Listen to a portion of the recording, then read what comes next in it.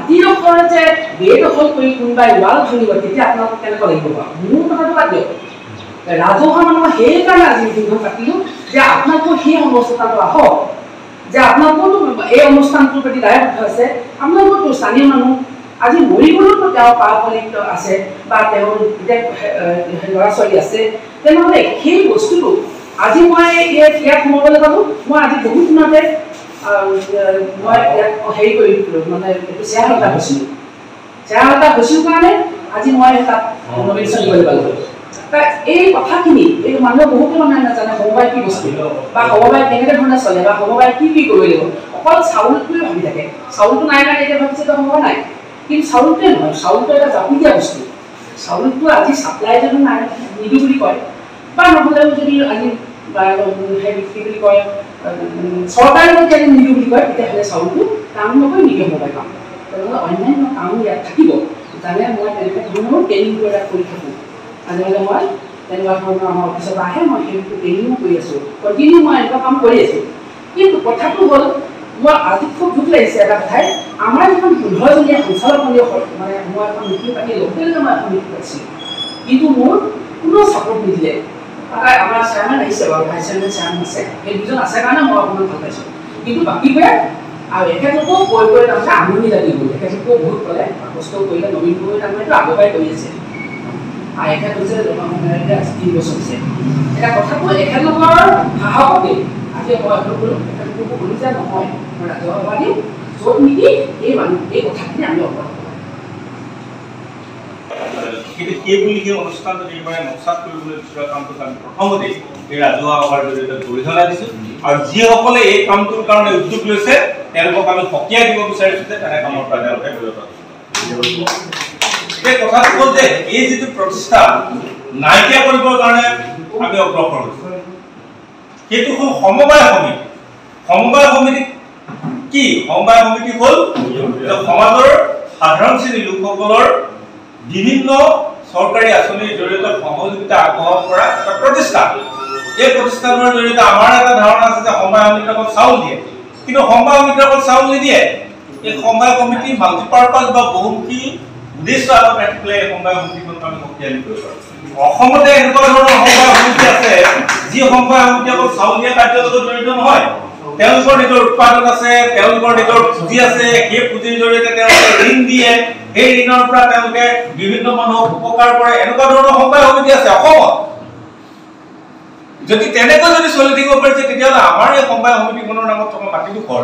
কোনোবাই মন গ'লেই তাত কিবা কাৰ্যালয় আমি কোৱা নাই যে কাৰ্যালয় নিৰ্মাণ হ'ব নালাগে এই কথাটো আমি কোৱা নাই কাৰ্যালয় নিৰ্মাণ হ'ল কিন্তু তাৰ লগতে বেলেগ এখন মাটি বাছি দিব পাৰোঁ কালিলৈ যদি ইয়াতে মানে আমাৰ কি কয় পৌৰসভাৰ কাৰ্যালয়টো যদি আমাৰ নিৰ্মাণ কৰি দিয়ে তেতিয়া সমবায়খন কলৈ যাব আৰু সমবায়খন যদি নাইকিয়া হয় তেতিয়াহ'লে সাধাৰণ নিচলা দুখীয়া মানুহৰ ভৱিষ্যতৰ দিনত আজি কিবা এটা হৈছে বেলেগ কথা কালিলৈ যেতিয়া নেকি নতুন চিন্তা এটা হ'ব সেই চিন্তাটোৰ সময়ত এই সমবায় সমিতিখনৰ এক্সিষ্টেঞ্চ ক'ত কাৰ্যক্ষম হৈ থাকিব এটা কথা ঠিক আপোনালোকে দেখিছে যে শেহতীয়াভাৱে এই সমবায় সমিতিবিলাক কিছু দুৰ্বল হৈছে তাৰ কাৰণো আছে কাৰণ এই সমবায় সমিতিবিলাকক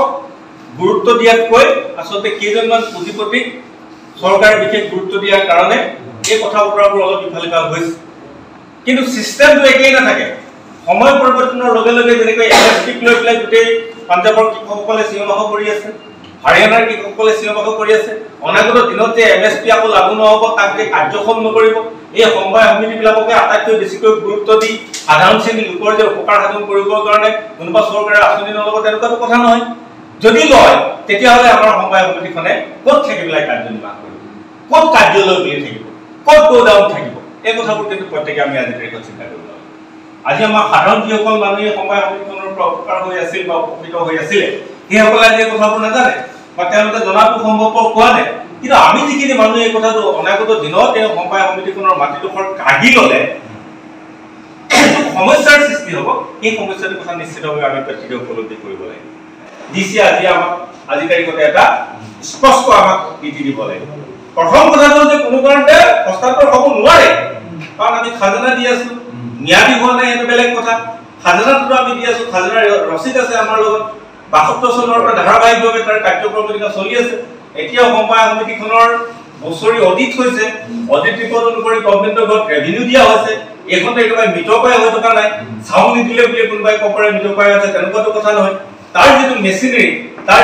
যিটো ফাংচনিং মেথড এই মেথডটো কাৰ্যক্ষম হৈ আছে হৈ থকাৰ পাছত কেনেকৈ সাহস কৰিছে কেনেকৈ সাহসটো দেখুৱাব পাৰিছে কোনোবাই XYZ দিয়ে নহওক কি বিধায়কে হওক কোনোবা ঠিকাদাৰে হওক ঠিকাদাৰেতো ঘৰটো নিৰ্মাণ নকৰে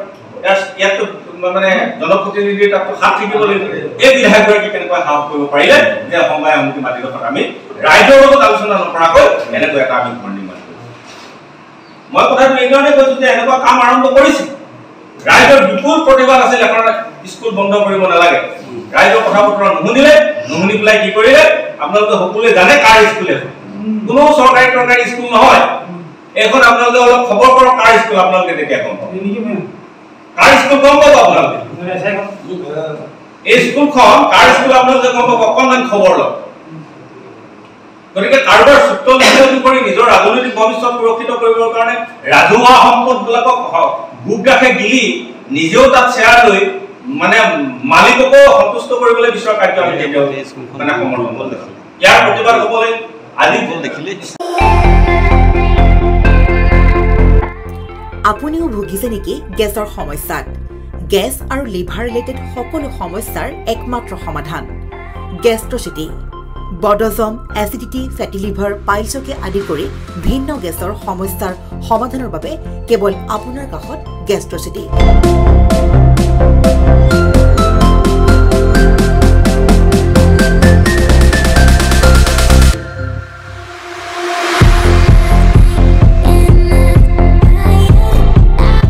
ভিজিট কৰক গেষ্ট্ৰচিটি গুৱাহাটী হাতীগাঁও চাৰিআলি যোগাযোগ নম্বৰ 7577999909